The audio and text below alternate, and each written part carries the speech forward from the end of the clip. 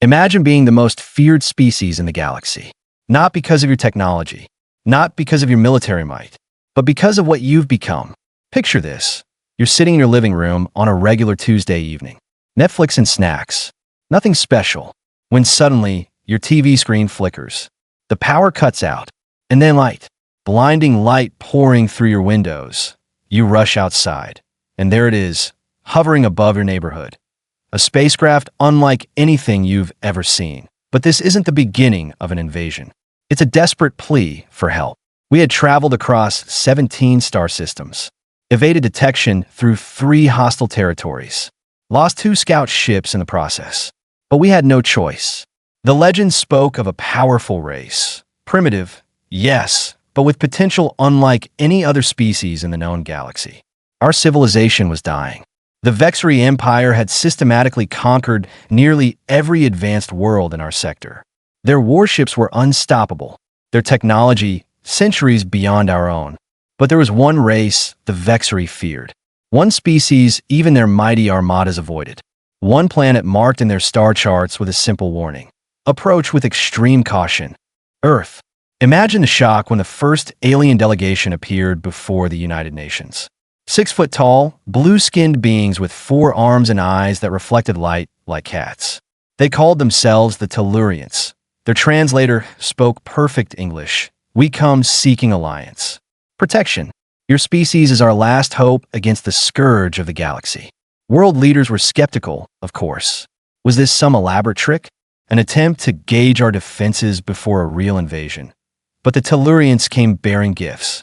Technology beyond our wildest dreams. Clean energy solutions. Medical advancements that could cure diseases we've battled for centuries. All they asked in return was our help. The representatives from the Tellurian Alliance have provided substantial evidence of this Vexari Empire, announced the UN Secretary General. After careful consideration and extensive verification of their claims, we have agreed to a formal alliance. And just like that, humanity was thrust into an interstellar conflict we barely understood. But here's where it gets interesting. The Tellurians were evasive. They showed us maps of Vexari territory, images of their ships, accounts of their conquests, but never the Vexari themselves. They are shapeshifters, explained the Tellurian ambassador. Masters of disguise. They could look like anyone, even us. Scientists and military personnel began training alongside our new alien allies. They taught us how to operate their ships, how to use their weapons, how their FDL drives could bend space-time. And we taught them about us, our history, our cultures, our wars. The Tellurians were particularly fascinated by human conflict. They studied our military tactics with an almost unsettling interest. Your species fights differently than any we've encountered, one Tellurian commander observed. You're creative in your brutality. We had heard stories, of course, whispers among the trading outposts, how the inhabitants of the third planet in System 8472 had evolved differently than most sentient species. Most intelligent life in our galaxy evolved from herd creatures. Pack hunters, cooperative species that developed intelligence as a means of working together. But humans were apex predators before they were intelligent. They didn't gain intelligence to cooperate. They gained it to compete, to conquer. And this made them unpredictable. 6 months into the alliance, we received troubling news. The Vexari had detected our preparations. They were sending a fleet to investigate Earth. This would be our first contact with the enemy. Our chance to prove ourselves to the galaxy that Earth's combined military forces, alongside Tellurian advisors, prepared for the confrontation. We positioned our newly enhanced defense systems, deployed our retrofitted naval vessels, now capable of engaging spacecraft, and we waited. The Vexari fleet appeared at the edge of our solar system exactly where the Tellurians predicted. 7 massive ships, each larger than anything humans had ever constructed. They're scanning us, reported a NASA technician. They're sending a transmission. To everyone's surprise, the message was in perfect English. Attention Earth vessels. This is Commander Zorai of the Vexari Diplomatic Corps. We come in peace. We wish to establish communication. The Tellurian ambassador frantically whispered to the president. It's a trick. They always claim peaceful intentions before they strike. The president nodded grimly. All units, prepare to engage on my mark. Sir, the NASA technician interrupted. They're sending a visual transmission. Should I put it on screen? Do it, the president ordered. And that's when everything changed. The main view screen flickered to life, revealing the commander of the Vexari fleet. Tall, bipedal, 2 arms, 1 head with 2 forward-facing eyes, human. Completely, unmistakably human. What kind of trick is this? Demanded the president. The Tellurian ambassador backed away slowly, eyes wide with terror. The human face on the screen looked confused. No trick, Mr. President. We are the Vexari. Or rather, that's what the Tellurians call us. We call ourselves humanity. Let me explain what was happening, because at this point, you're probably as confused as Earth's leaders were. You see, the Vexari Empire wasn't some alien civilization. It was us, human beings. Just not from Earth Point 500 years ago, a colony ship left Earth when our planet faced environmental collapse. Using experimental technology, these pioneers set out to find a new home among the stars. But something went wrong with their faster-than-light drive. Instead of arriving at their destination, they were catapulted across the galaxy, and more importantly, across time. The colonists found themselves in a distant star system, 300 years in the future relative to Earth. Stranded, cut off, with no way to return home. They did what humans do. They adapted, they built, they expanded, and over centuries, they created what would become known to the rest of the galaxy as the Vexari Empire. We never forgot Earth, never stopped searching for our ancestral home.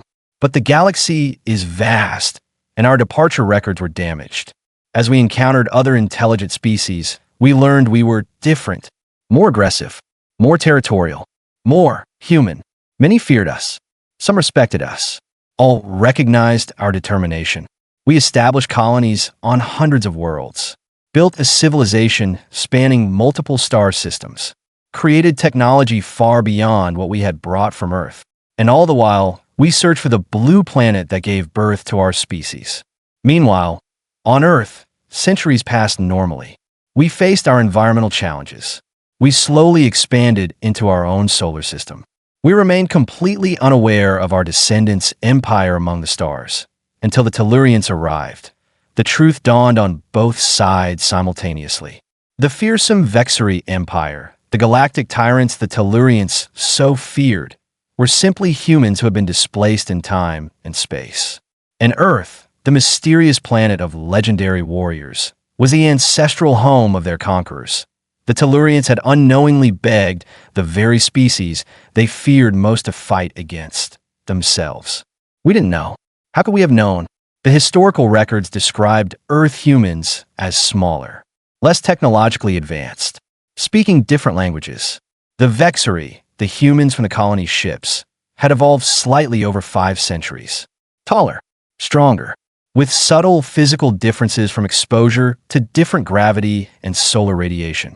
We thought we were enlisting powerful allies against our oppressors. Instead, we had inadvertently brought together 2 branches of the same terrifying species. In the command center, Earth's president stared at his counterpart on the screen, Commander Vexari of the Vexari, or rather, Admiral Xavier Rodriguez of the human colonial fleet. So you're saying you're us? From the future.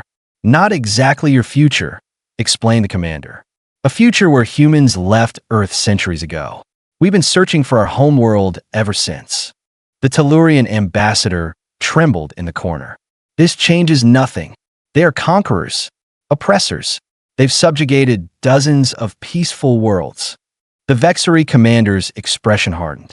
We colonized uninhabited planets. When we encountered other intelligent species, we offered trade, protection, the benefits of human innovation. You demanded resources, accused the Tellurian. Impose your culture, your ways. We asked for fair exchange, countered the commander. And yes, we expected respect. The strong lead, the weak follow. This is the way of the universe. Earth's military leaders exchanged uncomfortable glances. The Vexari philosophy sounded disturbingly familiar. How different was their empire from Earth's own colonial past? In that moment, humanity faced a unique opportunity and a profound challenge. We were confronting not just an alien species, but a mirror of ourselves. Our potential, our flaws. The president stepped forward. Perhaps there's another way. Not conquest, not submission, but partnership. What followed was the most extraordinary diplomatic summit in human history. Representatives from Earth, the Vexari colonies, and the Tellurian alliance gathered to forge a new understanding. Earth humans were shocked by the territorial aggression of their descendants. Vexari humans were surprised by what they saw as the naivety of their ancestors. And the Tellurians were simply trying to comprehend how they had ended up between two branches of the same predatory species. That was 5 years ago. Today, the relationship between Earth, the Vexari colonies, and the various alien civilizations remains complicated, but we've learned from each other. The Vexari have adopted some of Earth's evolved perspectives on cooperation and coexistence. Earth has benefited from the advanced technology of our descendants. And the Tellurians? They got what they wanted, an end to Vexari expansion, just not in the way they expected. The stars held a strange lesson for humanity. We journeyed into space imagining alien threats, only to discover our greatest challenge was ourselves. In seeking to save others from a distant tyrant, we confronted our own capacity for domination. We were the heroes in our story, we were the villains in theirs. And in that contradiction lies the true complexity of what it means to be human. Perhaps the greatest threat to our future isn't some alien invader. Perhaps it's the parts of human nature we haven't yet learned to control. Our territoriality, our aggression, our belief in our own exceptionalism. And perhaps our greatest hope lies in recognizing ourselves in the other, even when that other turns out to be us. So the next time you look up at the stars and wonder if we're alone in the universe, ask yourself a different question. When we finally meet what's out there, which version of humanity will we choose to be? The conquerors or the saviors? If you enjoyed this cosmic perspective on humanity's potential future, hit that subscribe button and notification bell. Share your thoughts in the comments below. Are we the villains or the heroes of our own story? And what would you do if you came face to face with humanity's distant descendants among the stars? Thanks for watching, and remember, the future of our species isn't written in the stars. It's written in our choices.